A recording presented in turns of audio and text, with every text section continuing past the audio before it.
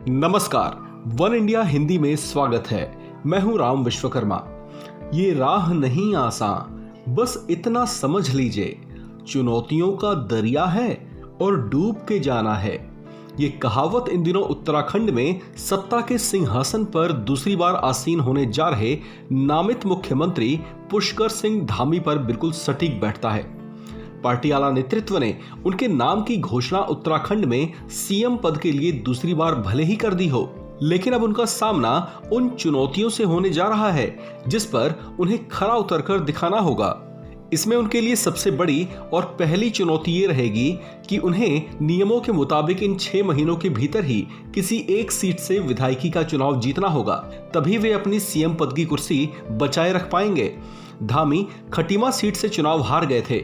ऐसे में अब चर्चाएं ये हैं कि कुमाऊं मंडल से ताल्लुक रखने वाले पुष्कर सिंह धामी कुमाऊं की ही किसी एक सीट से जीत दर्ज कर मैदान में उतरेंगे।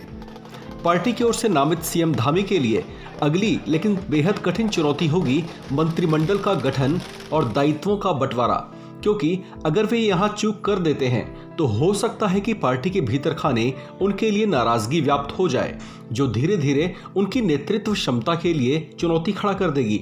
ऐसे में धामी को दायित्वों का विभाजन करते समय सभी को फील गुड कराना होगा।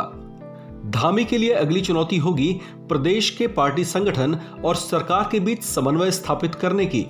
उन्हें शुरू से ही एक बेहतर कोऑर्डिनेशन स्थापित करना होगा, जिससे सरकार के किसी फैसले पर संगठन स्तर पर भी नेता एकमत हो सकें और सरकार के फैसलों का आगे बढ़कर स्वागत करें। उत्तराखंड में प्रदेश बीजेपी यहां के आला नेताओं की आपसी खींचतान को लेकर अक्सर सुर्खियों में रहती आई है।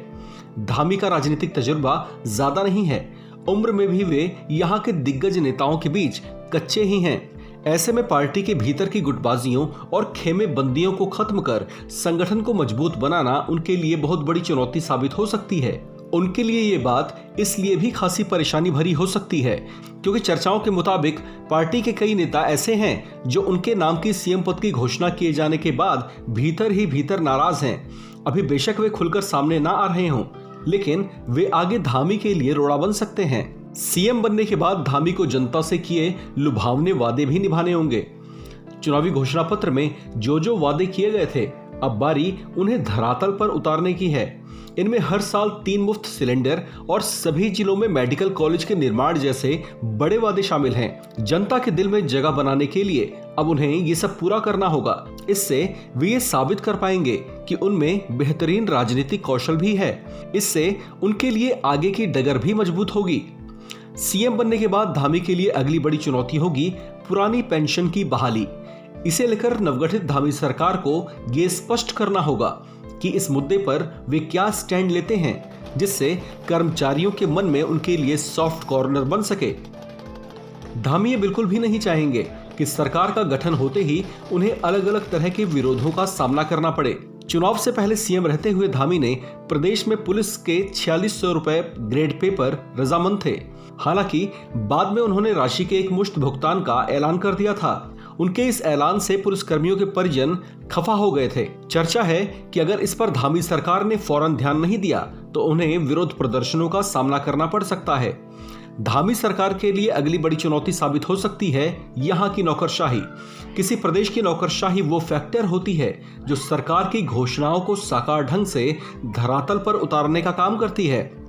इसके लिए सरकार और आला अफसरों के बीच बेहतरीन समन्वय और उन पर प्रभावी नियंत्रण स्थापित करने की जरूरत होगी। अपने पिछले कार्यकाल में भी धामी ने सबसे पहले मुख्य सचिव को बदला था। धामी के लिए एक सबसे बड़ी चुनौती युवाओं के बीच खुद को पॉपुलर करने की होगी। धामी खुद चुने गए यंग फेस सीएम के तौर पर मैदान में होंगे। ऐसे में उन्हें रोजगार को लेकर किए गए वादे पर बेहद संजीदा होने की जरूरत होगी।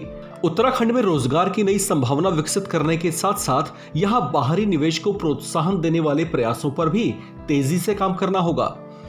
इन सभी बड़ी चुनौतियों से सर्वोपरि धामी को प्रधानमंत्री मोदी और पार्टी के थिंक टैंक या रणनीतिकार के तौर पर चर्चित अमित शाह की उम्मीदों पर खरा उतरकर दिखाना होगा। प्रदेश में संगठन और सरकार के बीच उन्हें ऐसा बेहतरीन समन्वय स्थापित करना होगा जिससे आला नेतृत्व 2000 के आम चुनाव पर फोकस कर सके।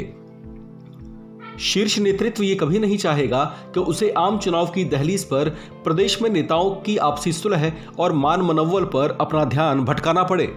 इस खबर में फिलहाल इतना ही। बाकी खबरों के लिए बने रहिए वन इंडिया हिंदी के साथ।